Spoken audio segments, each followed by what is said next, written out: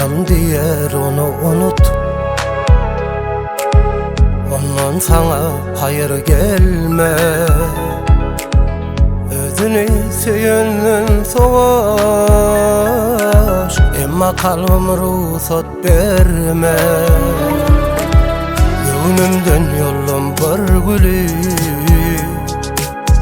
kopardım da sana verdim. Senin üflevim yeter, çık ömrümden bana yeter derdim.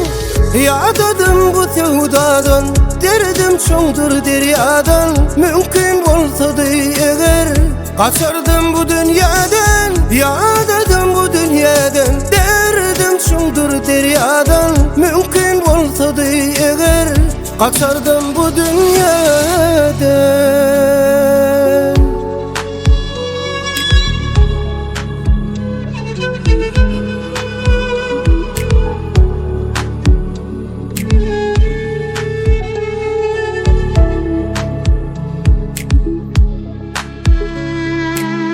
Gönlümden yollum bir gülü,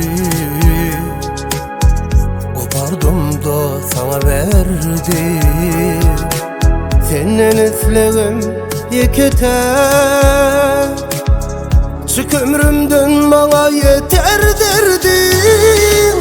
Yadadım bu sevdadan, derdim çoğdur deryadan. Mümkün olsaydı eğer kaçardım bu dünyadan. Yadadım bu dünyadan, derdim çoğdur deryadan. Mümkün olsaydı eğer kaçardım bu dünyadan.